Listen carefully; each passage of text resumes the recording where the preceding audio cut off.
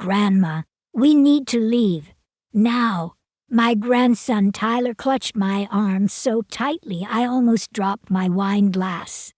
I looked at him, startled, thinking we were just celebrating a simple family birthday dinner. His face was pale, eyes wide with something I rarely saw in him, fear. He started pulling me toward the exit, almost dragging me. I tried to ask what was going on, but the words caught in my throat. The evening had seemed perfect. Delicious food, good company, expensive wine, and lively conversations about real estate, my favorite topic. But Tyler's hand trembled against mine. "Please," he whispered urgently. "Just trust me, Grandma. Something's very wrong." In 20 years, Tyler had never lied to me. He'd never misled me. Never once asked me to do something without reason. That history was enough. Ignoring the confused looks and half-hearted protests from the others at the table, I followed him outside into the cool evening air. What he told me in that parking lot shattered everything I thought I knew. 3 days earlier, I had an explosive argument with my daughter Julie and her husband, Brad. They'd come to my house, insisting that I invest in yet another one of Brad's business schemes. I told them no. They didn't take it well. Julie's voice rose. Brad muttered under his breath, his face red and tight.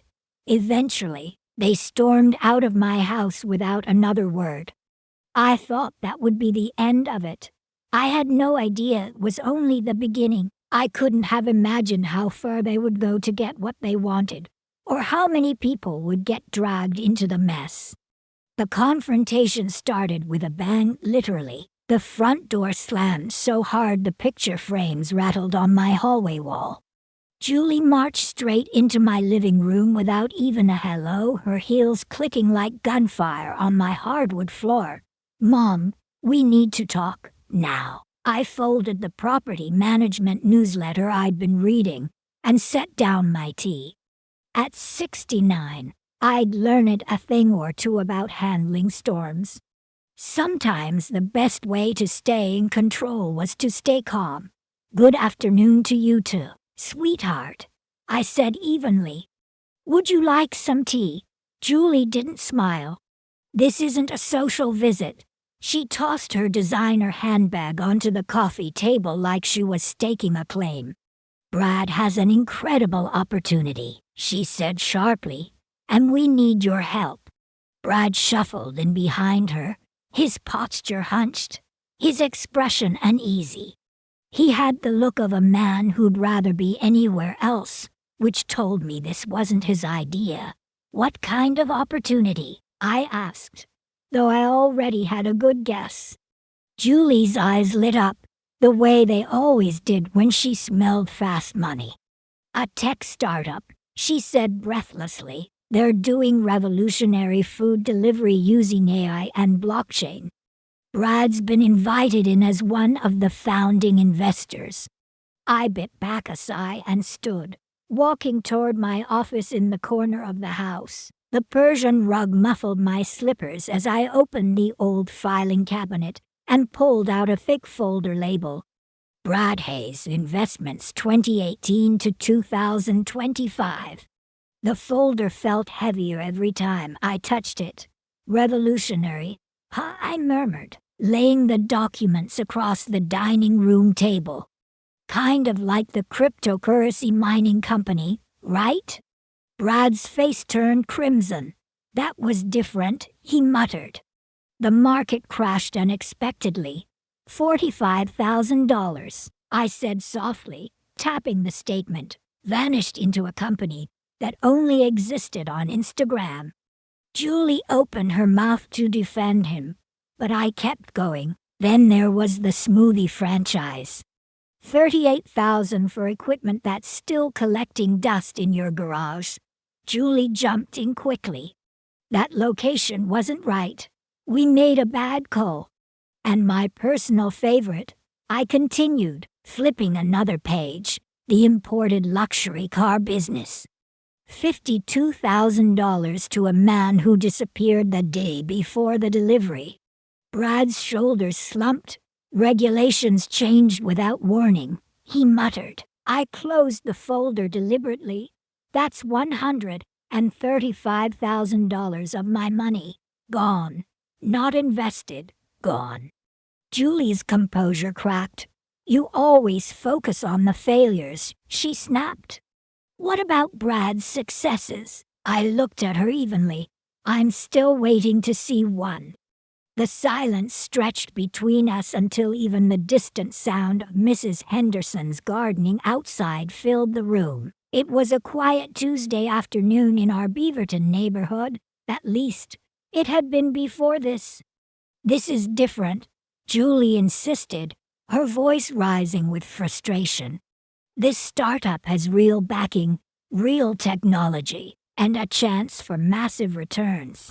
Then show me the business plan, I said flatly. We don't have it with us, she admitted. Then you don't have my money, I replied. Julie's polite mask finally shattered. You're being selfish, Mom, she hissed. You're sitting on all this money while your own family is struggling. I kept my tone calm, but the fire in my chest burned hot. I'm sitting on 40 years of 16-hour days, I said evenly. 40 years of leaky roofs, impossible tenants, and renovations I did with my own two hands. This wealth didn't fall from the sky, Julie. I earned it. Julie crossed her arms, defiant. Times have changed. You don't understand modern business anymore. Everything moves faster now. I tilted my head slightly. Scams have always moved fast, dear. That's how they work. Brad touched Julie's elbow gently. Let's go, he muttered, his voice low. But Julie wasn't done.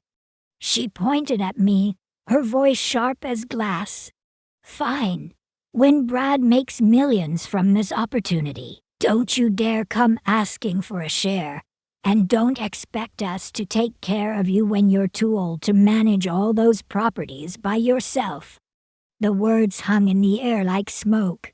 The threat wasn't subtle, and she knew it. Without waiting for a response, Julie spun on her heels and stormed out. The door slammed so hard my china cabinet rattled, teacups trembling in neat rows behind the glass. I stood there for a long moment, hands resting on the closed folder, listening to the silence return to my house. Through the front window, I watched them reach the car. Julie was pacing and gesturing wildly. Brad kept shaking his head, his hands raised in frustration. Whatever they were arguing about, it was intense enough that even the neighbors walking their dogs stopped to stare.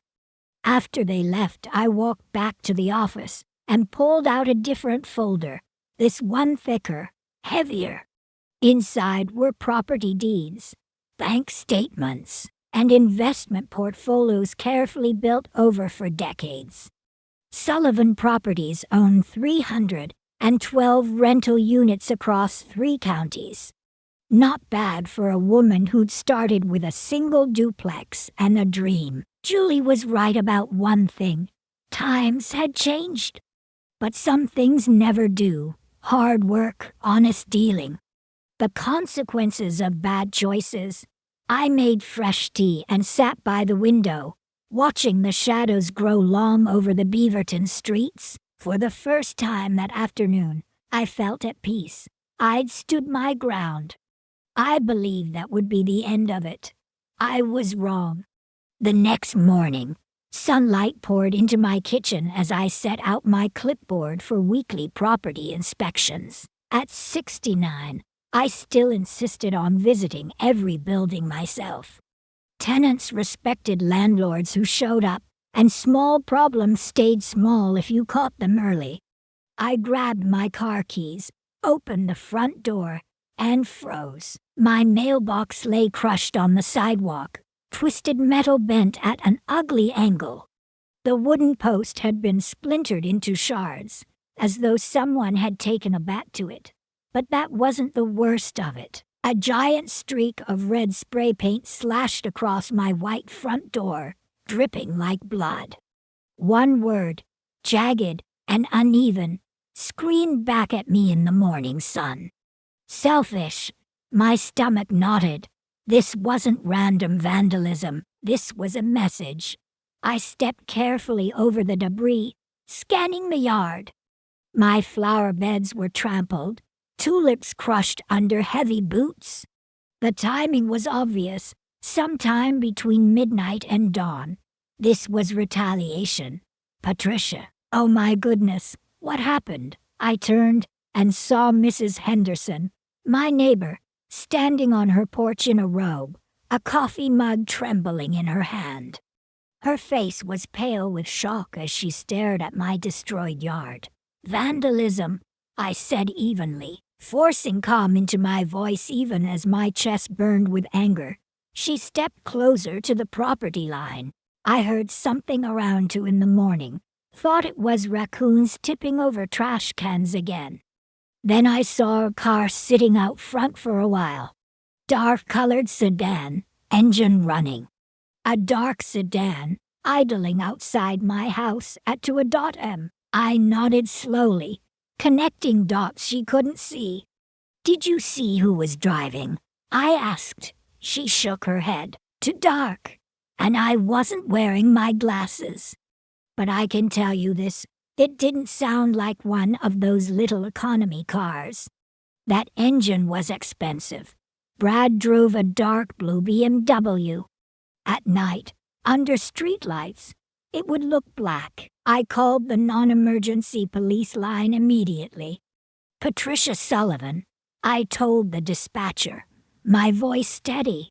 Vandalism. I need someone to document the damage. I'll be a witness if you need one, Mrs. Henderson called softly from her porch. This is a safe neighborhood. We look out for each other here. An officer arrived less than an hour later. A young woman, polite but focused, snapping photos of the damage and taking notes carefully. She frowned at the red paint, the crushed mailbox, the destroyed flower beds. Do you have any recent disputes with neighbors, ma'am? She asked. Business partners, family. I hesitated. Accusing Julie and Brad without proof could backfire, but the pattern was obvious to anyone paying attention. I had a disagreement with my daughter and son-in-law yesterday, I admitted. It got heated. The officer nodded knowingly, as though she'd seen cases like this before. We'll file a report and increase patrols in your area. Do you have security cameras? Not yet, I said. But I'm getting them. When she left, I stood alone in the driveway, staring at the jagged red letters on my door. The mailbox could be replaced. The tulips could be replanted. But the violation ran deeper than property damage. They'd attacked my home, my sanctuary, the place I'd built my life after my husband died. By noon, the cleanup crew had finished. The red paint was scrubbed away. A brand new mailbox stood where the shattered one had been, and fresh tulips were planted in place of the crushed blooms. But the damage wasn't gone. The message still lingered, clear as day. That afternoon, I called my property management company. Mike, it's Patty Sullivan, I said. I need 3 quotes on security camera systems. Today, if possible. Everything okay, Mrs. Sullivan? He asked gently. Just some unexpected property damage, I said evenly. Nothing I can't handle. By Thursday morning, the cameras were installed. 4 of them, 2 on the front porch, 1 by the driveway, 1 overlooking the backyard. Each with motion sensors, night vision, and cloud backups. If anyone came near my house again, I'd have proof. That evening, my phone buzzed. A text from Julie. Hi, Mom.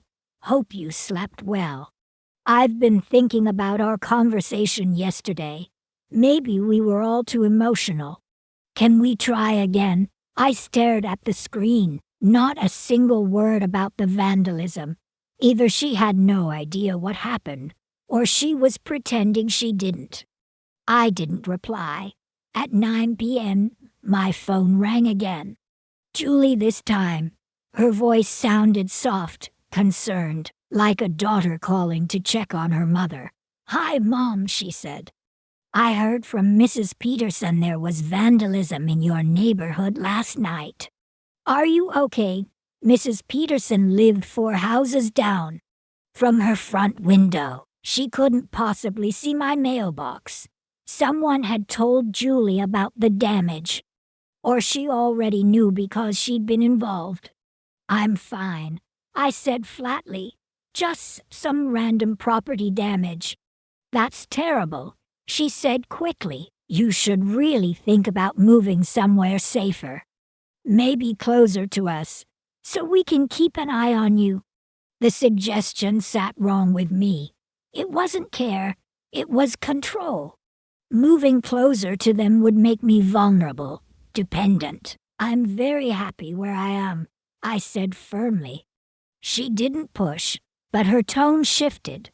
"Well, if you change your mind, we know a great realtor who specializes in senior housing transitions." I ended the call and sat at my kitchen table with my tea, staring out the window at my quiet street. The more I thought about it, the clearer it became. This wasn't ending with vandalism. Julie and Brad had started something, and they weren't finished. 3 days passed quietly, almost too quietly.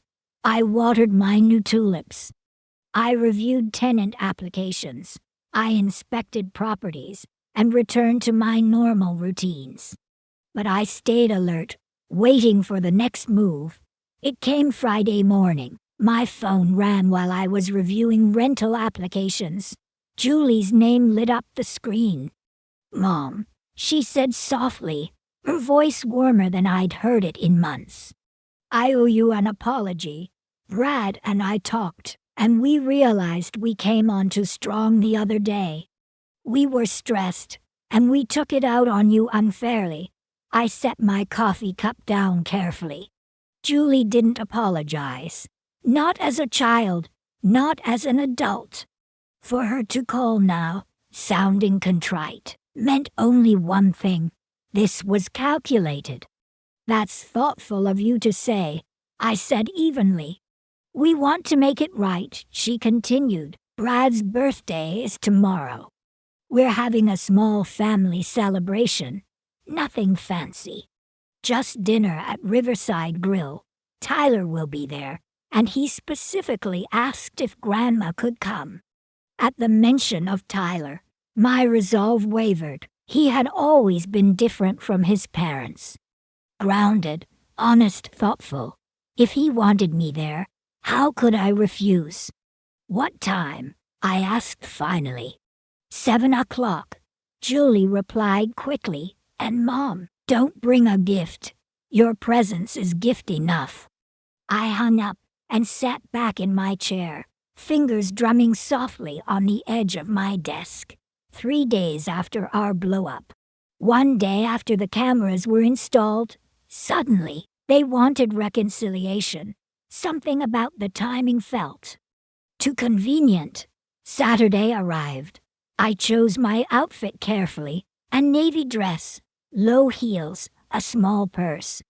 Inside, I packed only essentials: phone, keys, ID, credit cards. I left my checkbook at home, along with any documents they might try to pressure me into signing. The taxi dropped me at Riverside Grill right at 7. Through the large windows, I spotted Julie and Brad at a corner table, along with several people I didn't recognize. The small family dinner looked more like an event. Tyler spotted me first and waved, his smile warm and genuine. "Grandma," he said, wrapping me in a hug as I walked in. I could feel the relief in his arms, his greeting more honest than anything I'd gotten from his parents all year. "I wouldn't miss your dad's birthday," I said softly. "How are finals going?" "Brutal," he admitted with a grin, "but manageable. And I've been thinking about our conversation last month about property valuation methods. I have some questions for you later." Julie appeared beside us, wearing an expensive new dress I'd never seen before. "Mom, you look wonderful," she said sweetly. "Come meet everyone." The table was set for 10, not 4. Brad's colleagues sat alongside neighbors I vaguely recognized. The wine bottles were expensive, labels I knew well.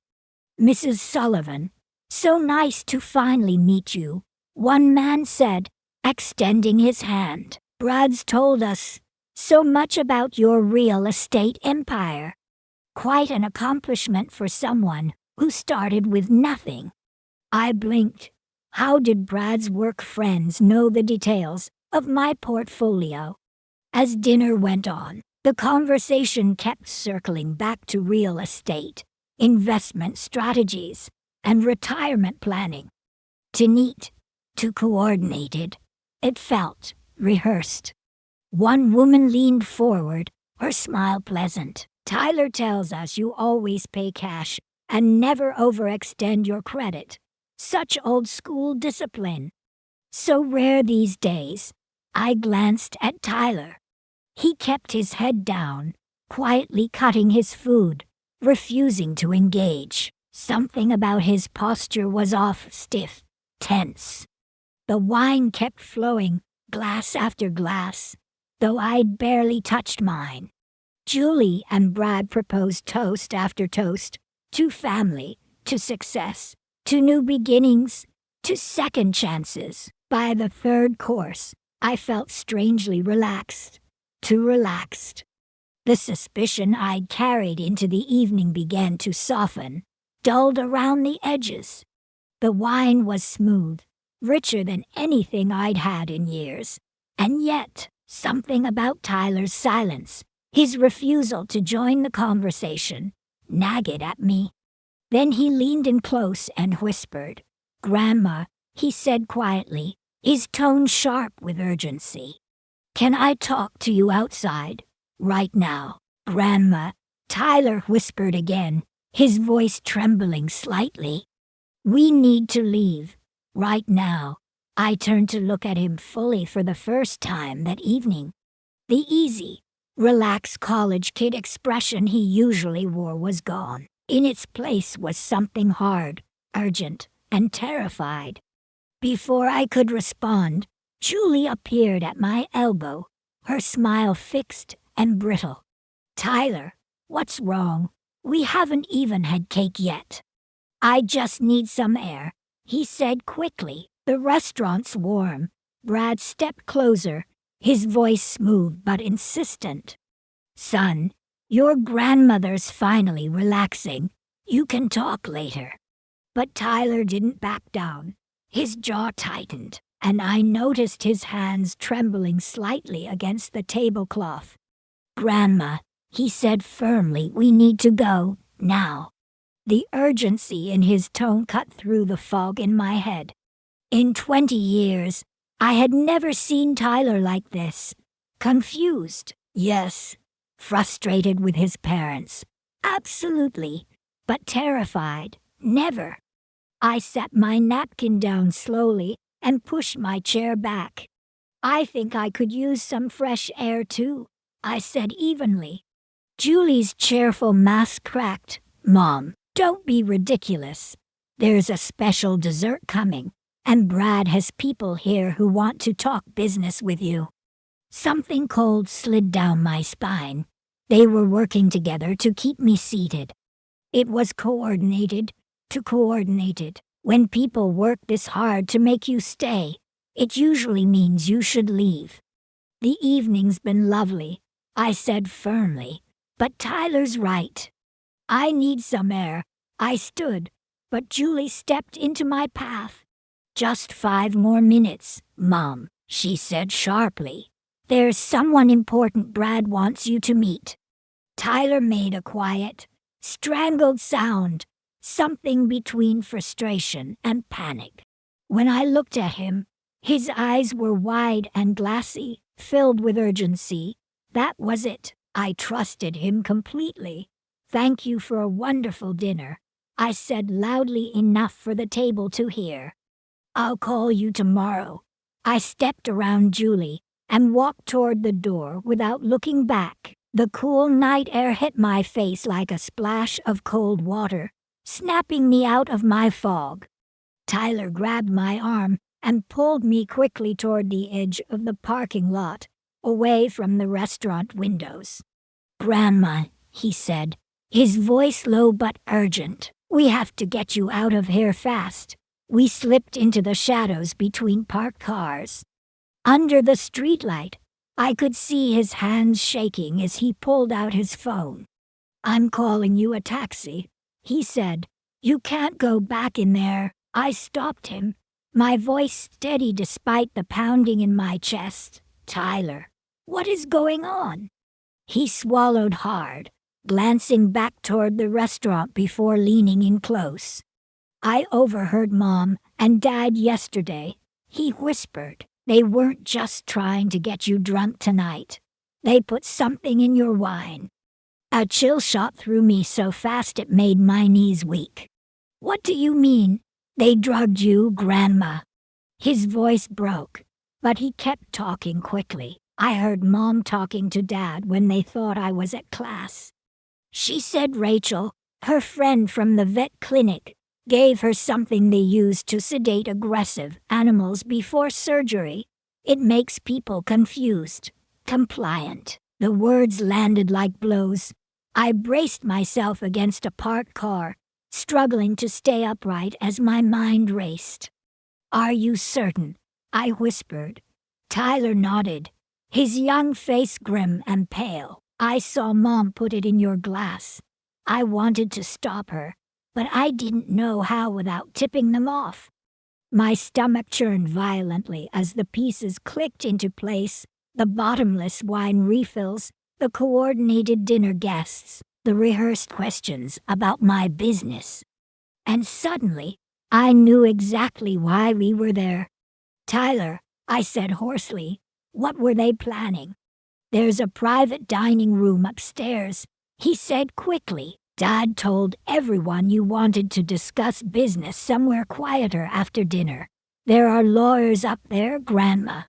Real lawyers, with real documents. I felt sick. Documents. Witnesses. The expensive wine. It all made sense now. What kind of documents? I asked, though I already feared the answer. Transfer papers, Tyler said, his voice sharp and low. They want you to sign control of Sullivan Properties over to Dad, with Mom as backup trustee. The lawyers have been working on it all week. The parking lot seemed to tilt around me. I leaned against the car harder, gripping the cool metal for balance. My own daughter, my own blood, drugging me so I'd sign away everything I'd built. How much wine did I drink? I asked faintly. Too much, Tyler said, guilt in his voice. Your speech was starting to slur. I had to get you out. A taxi pulled into the lot, its headlights sweeping across us. Tyler waved it down. Grandma, listen to me, he said firmly, holding my shoulders. You have to go to the hospital. Tonight. Tell the police. Get your blood tested before the drug leaves your system. I nodded shakily, my mind numb and racing all at once. Tyler, I whispered, my throat tight. You just saved me. You saved everything I've worked for. He gave me a small, pained smile, but his shoulders sagged under the weight of what he'd done. I had to, he said softly. They were going to destroy you. I climbed into the taxi, my hands trembling against the door handle. Tyler leaned down to the window, his voice breaking slightly. "I'm sorry I couldn't warn you sooner," he whispered. "I didn't know they'd actually go through with it until I saw Mom slip something into your glass." "You saved me, sweetheart," I said softly. "You saved everything I've built."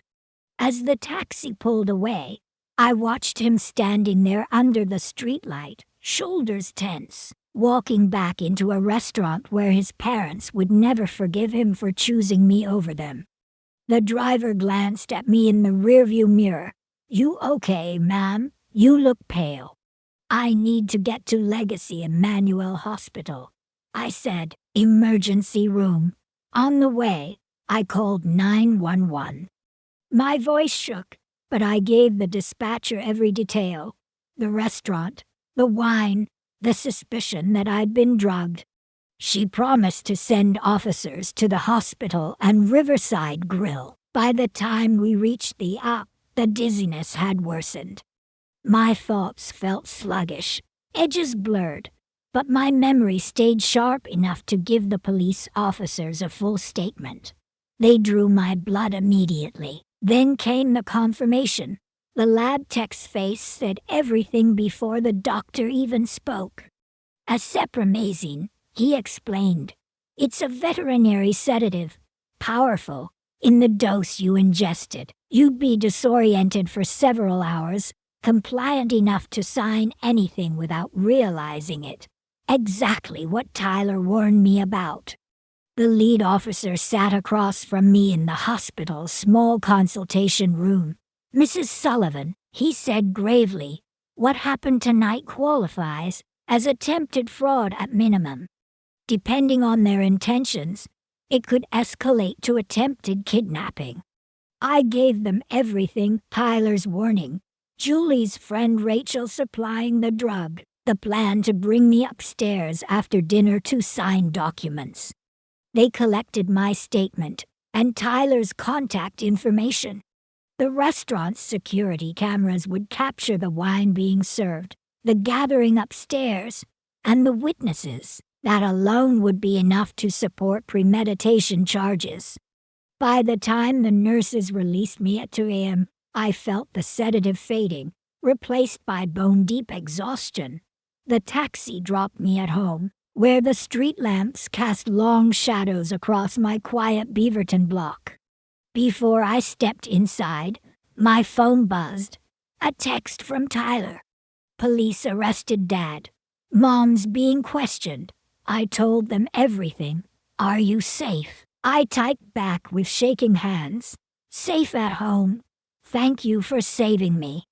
"I love you," he replied immediately. "Love you too, Grandma. Mom and Dad will never forgive me."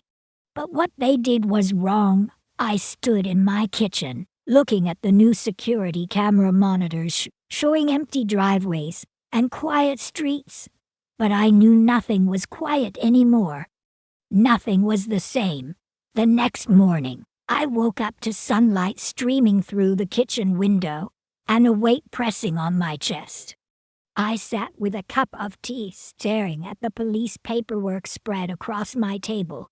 Julie, my daughter, she had drugged me. Brad had orchestrated a scheme to steal the company I built from nothing.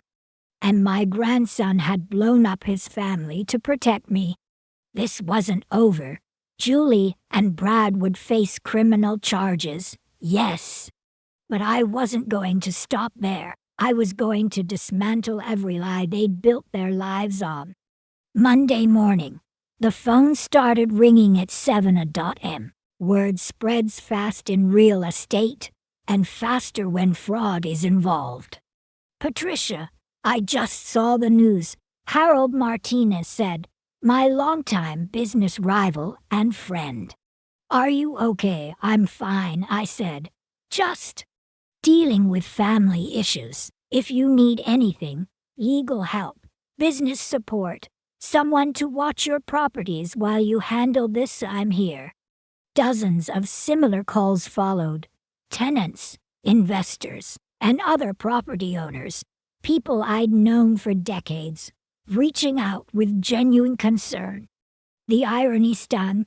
Strangers offered support, while my own daughter had tried to destroy me. By noon, I'd spoken to 6 different attorneys. I hired Maria Santos, a family law specialist with a reputation for ruthless precision in financial crimes.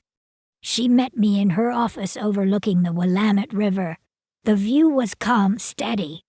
My emotions were anything but. "Mrs. Sullivan," she said firmly, "the criminal charges are only part of this. We need to protect your assets immediately.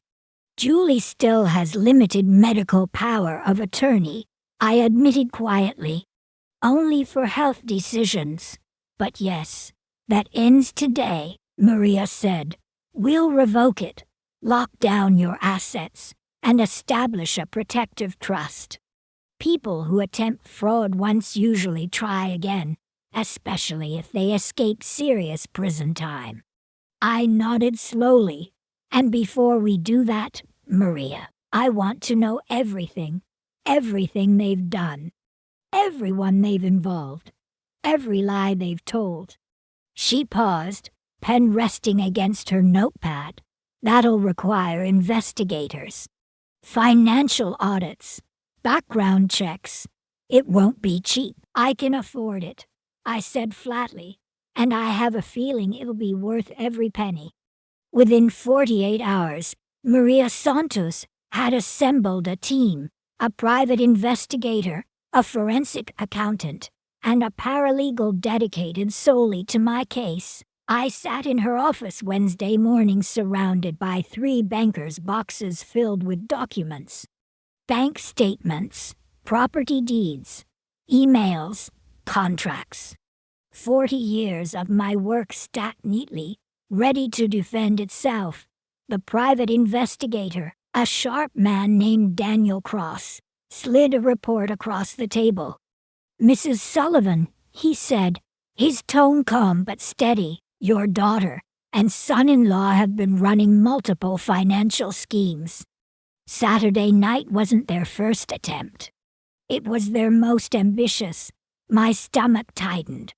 "What exactly are we talking about?" Daniel adjusted his glasses and opened a folder filled with highlighted spreadsheets.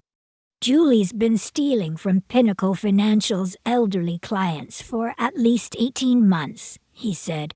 "She's been manipulating investment statements, funneling the missing funds into personal accounts she shares with Brad." I sat there frozen, barely breathing. "How much?" I asked finally. "Approximately $400,000, he replied, "and based on her methods, she intended to take more before anyone noticed." My chest felt heavy, but Daniel wasn't finished. "Brad's situation," he continued, "is equally concerning. He has secured loans from 6 different lenders totaling about $280,000. He used your business reputation as collateral without your knowledge. The lenders believe Sullivan Properties guaranteed those loans." I clenched my fists, my pulse pounding in my ears. "He used my name?" "Yes," Daniel said firmly. "Your company's financial statements, your history of successful developments, all of it." I looked at Maria, who sat with her pen poised above her legal pad, and the people helping them. Daniel flipped to another page, revealing a web of names connected by red lines. "Rachel Morrison, your daughter's friend at the veterinary clinic. She supplied the acetramazine. Attorney James Fletcher drafted the property transfer documents. And a financial planner, Kevin Walsh, designed the entire structure of asset seizure." I stared at the chart, realizing this wasn't just 2 desperate people making bad decisions. This was organized, planned, deliberate. Maria leaned forward, her voice measured but unyielding. "The district attorney's office is reviewing everything. Given the scale and coordination, they may pursue racketeering charges. This goes far beyond fraud. I rubbed my temples, letting the information settle. They wanted me to sign everything over. And then what? Daniel spoke quietly, almost reluctant. If the plan had succeeded, they would have gradually increased their control over your finances. Then, they intended to have you declared legally incompetent, citing confusion and memory issues caused by age. I closed my eyes. They wanted to take everything, not just Sullivan properties. My autonomy, my freedom. Maria's voice softened, but her words were firm. Patricia, this wasn't just theft. It was an attempt to erase you from your own life. I exhaled slowly, fighting to steady my hands. I'm not letting them win, not this time. That night, I met Tyler at Portland State University. I found him sitting in the student union, shoulders hunched, textbooks open but untouched. He looked up when he saw me, guilt shadowing his young face. "Grandma," he said softly, "I've been worried. I didn't know if I should call. Mom won't answer my texts. Dad's in jail. Everything's broken." I sat down beside him and reached for his hand. "You didn't break anything, sweetheart," I said gently. "They made their choices. You saved me." His jaw trembled. "Mom says I misunderstood, that Dad was just trying to get business advice, that it was all a big miscommunication." Anger burned low and sharp in my chest, but I kept my tone steady. "Tyler, I had a blood test at the hospital. The drug is confirmed. This wasn't a misunderstanding." His shoulders sagged, a mixture of relief and sadness washing over him. "Then I was right," he whispered. "And that means they really did all of it." "Yes," I said softly. "And it goes deeper than I thought. They've been scamming clients and defrauding lenders for over a year. We have the evidence now. It's over for them." Tyler sat in silence for a long moment, staring at the worn tabletop. Then he nodded slowly, a quiet strength settling in his expression. "Then we fight," he said simply. Maria called the next morning with an update. "Patricia, the investigators have traced every account, every transfer, every signature," she said. "We're preparing to freeze their assets and notify their victims." I opened my laptop, the cursor blinking on a spreadsheet I'd been building for days. Names, contact information, account statements, documentation. Every client Julie had stolen from, every lender Brad had lied to. "This isn't just about protecting myself," I told Maria. "These people deserve to know the truth." She hesitated on the other end of the line. "If you do this, Patricia, it'll destroy them completely, their careers, finances, reputations, everything." I stared at the files on my desk, at 40 years of work nearly stolen from me. "They destroyed themselves," I said calmly. "I'm just giving the truth to the people who deserve it." By Thursday afternoon, everything was ready. I sat at my kitchen table with 24 manila envelopes stacked neatly in front of me. 18 of them were for Julie's elderly clients. Each one contained account statements, transfer records, and proof that she'd stolen from them. The other 6 were for Brad's lenders. Inside were documents showing the fraudulent guarantees, the fake collateral, and the loans they'd never recover. Maria's voice echoed in my head as I sealed the last envelope. "Patricia, once you do this, there's no turning back." I picked up my phone and called the courier service. Same-day delivery, I instructed. All 24 addresses, by 5 p.m. The packages left my house at 2 o'clock. By dinner time, Julie and Brad's carefully constructed world began to crack. The first call came from Margaret Chen, one of Julie's oldest clients at Pinnacle Financial. "Mrs. Sullivan," she said, her voice trembling, "I received some disturbing documents today. Bank statements showing $30,000 missing from my account, all signed by your daughter." "Have you called Pinnacle?" I asked gently. "Yes. They've launched an emergency audit. Other clients are calling too.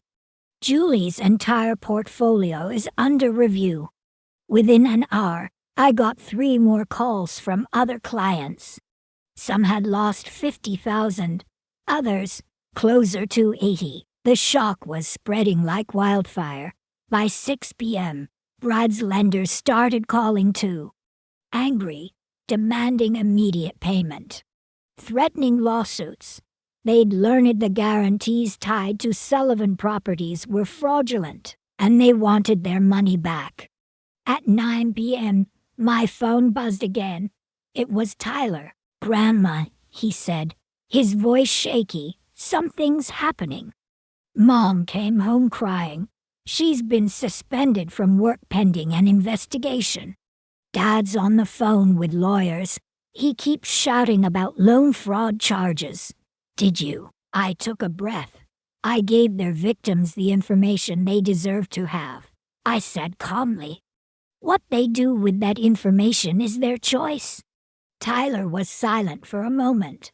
Then he sighed heavily. "They're blaming you, saying you ruined their lives." "They ruined their own lives, sweetheart," I said softly. "I just made sure their crimes had consequences."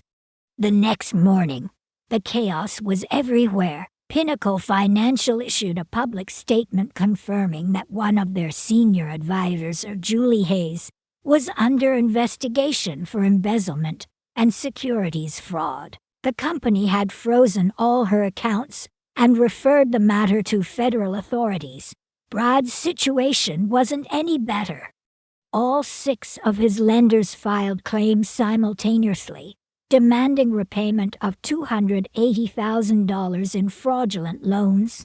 By noon, their home was officially listed for foreclosure. The fallout spread quickly. Reporters started calling. Attorneys left voicemails offering representation. Business associates reached out, some expressing sympathy, others curiosity. I ignored them all. Instead, I sat on my porch with a cup of tea, watching Mrs. Henderson water her roses under the soft glow of the afternoon sun.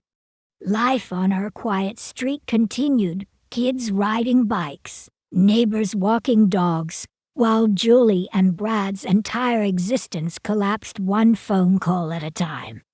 By Saturday, things had spiraled even further. Pinnacle officially terminated Julie's employment and reported her to state regulators for professional misconduct. Brad's creditors began moving to seize assets, his BMW, their furniture, and the last of their savings. That night, Tyler called again. "Mom's talking about bankruptcy," he said quietly. "Dad says they might have to sell everything. They're furious. Grandma, they keep saying you destroyed them." I closed my eyes for a moment, feeling the weight of it all. "Tyler," I said softly, "sometimes telling the truth destroys lies." "That isn't my fault." He hesitated, then whispered, "I think they hate me now." "For helping you." My chest tightened. "They might hate what you did," I said gently, "but you saved me. And someday, you'll see you saved yourself too." By Monday morning, the house of cards had completely fallen. Julie's professional licenses were revoked. Brad's credit was destroyed. The lenders filed lawsuits against him personally.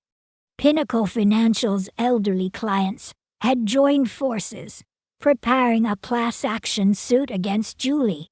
Maria called with updates throughout the day, her voice calm and steady. "Patricia, You've exposed an entire network of fraud, she said. They'll face federal charges on top of everything else. I stared at the legal file spread across my desk, feeling a strange, unfamiliar quiet settling in my chest. For the first time in weeks, I wasn't afraid. I wasn't angry. I wasn't even sad. I was free. 2 weeks later, I sat at my kitchen table with the morning paper spread open in front of me. The headline read, "Local Financial Advisor Sentenced to 5 years for Elder Fraud." Julie had pleaded guilty to 18 counts of securities fraud. Brad was sentenced to 3 years for loan fraud and conspiracy. Between them, the restitution order totaled nearly $700,000, money they didn't have and would never repay. Rachel Morrison, the vet tech who provided the sedative, lost her license. James Fletcher, the attorney who drafted the fraudulent documents, was disbarred. Kevin Walsh, the financial planner, was under federal investigation. The entire conspiracy had unraveled, one thread at a time. At exactly 10 a.m., Tyler knocked on my front door. He looked healthier than I'd seen him in months. No more sleepless nights. No more shoulders weighed down with guilt. He stepped inside and sat across from me at the kitchen table. "The house sold yesterday," he said quietly. "Mom and Dad are moving into a small studio apartment in Gresham. Dad's working at a furniture warehouse. Mom's applying for retail jobs." I studied his face carefully. "And how are you handling all this, sweetheart?" He hesitated, then gave a small, relieved smile honestly. "I feel lighter." Living with their schemes and secrets was exhausting. Now everything's out in the open. "What about school?" I asked gently. He smiled for the first time, a real smile this time. "That's actually why I'm here. Grandma, I want to work for Sullivan Properties while I finish my business degree. I want to learn the real estate business from you, from someone who built it the right way." My chest warmed with pride. "I'd like that very much." Tyler reached into his backpack and pulled out a small sealed envelope. "Mom asked me to give you this," he said softly. I hesitated, then opened it. Inside was a single handwritten note. "I'm sorry for what we tried to do to you. You were right about everything. Please take care of Tyler, Julie." There were no excuses, no defenses, no manipulations, just acknowledgement, and a mother's final request. "She knows she lost the right to ask you for anything," Tyler said quietly. "But she still wanted to make sure I'd be okay." I nodded, folding the note carefully and tucking it away in my desk. Some wounds don't heal, but they stop bleeding eventually.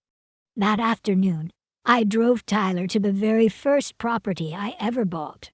A tiny duplex I'd purchased 40 years ago with borrowed money, a dream, and more determination than sense. "This," I told him as we stood on the weathered front porch, "is where it all started.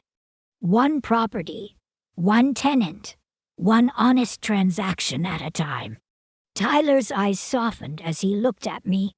"Grandma," he said, his voice thick with emotion, "I promise I'll never let you down, not like they did." I smiled faintly, resting a hand on his shoulder. "You already proved who you are when it mattered most, sweetheart." We walked through the duplex together, Tyler asking thoughtful questions about maintenance schedules, tenant screening, and property valuations. With each answer I gave, I felt something I hadn't experienced in a long time. Hope. Justice, I realized, had never been about revenge. It was about accountability. It was about protecting the people who deserved protection. Julie and Brad had chosen deceit and manipulation, and they faced the consequences of their choices. But Tyler chose differently. He chose honesty over loyalty to wrongdoing. And because of that, he'd earned a future built on solid ground. Sullivan Properties would continue, but this time, it would stay in hands that valued integrity over greed. That evening, Tyler and I sat on my front porch, sketching out his training schedule and talking through property management strategies. Mrs. Henderson waved from her garden, and I waved back. Life was moving forward, steady, grounded, and honest. For the first time in months, my home felt peaceful again. Not because the chaos was gone, but because I'd survived it. Because I'd fought back. Because the next chapter belonged to someone who understood the difference between building and stealing, between love and control, between trust and betrayal. As the sun dipped below the rooftops of our Beaverton neighborhood, I realized something simple and powerful.